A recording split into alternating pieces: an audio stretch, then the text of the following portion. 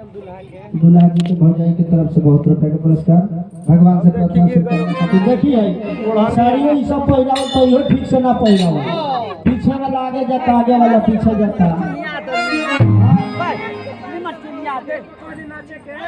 तनी साड़ी पहने को सीख ली। हम सीख लिया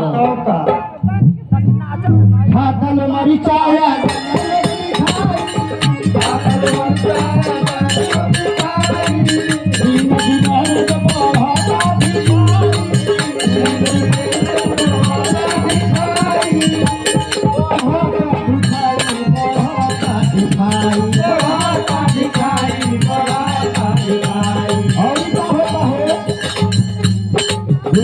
जब जाके भागा जमाना के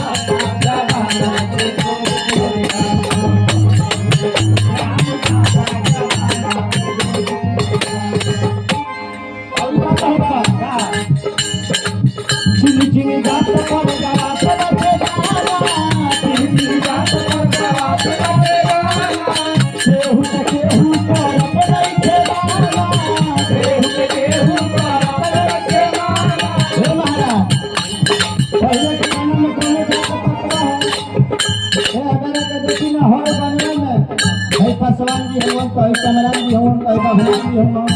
कहीं यादव जी हम हाँ अब यही का कुल का विवाद हो रहा बड़ी सा बाबू आदमी के चेत नहीं हो चीनी चीनी जात पर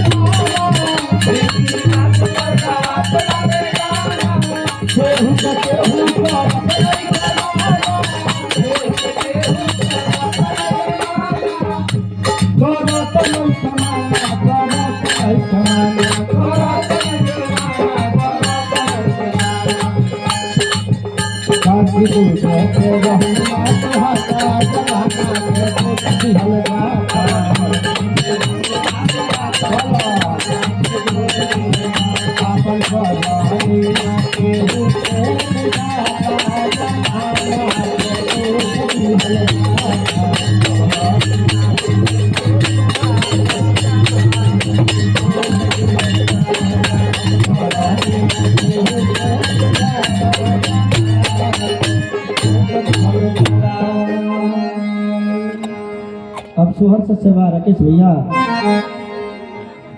आई अब लास्ट सोहर से सेवा ओकरा बाजार थी हाँ हाँ सोहर पर सब है नाची वाह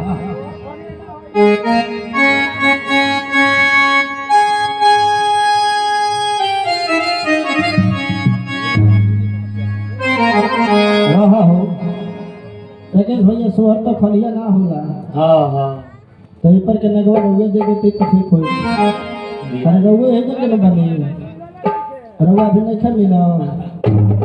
तो पर कुछ ने विचार होला भेजवा दी सब है ऐसा कि सोहर गावलो में दिक्कत बुझाला सुनौलो में दिक्कत बुझाला सोहर लायक जहां जब दुल्हा का मम्मी या फुआ लो से हाँ वही सब नदी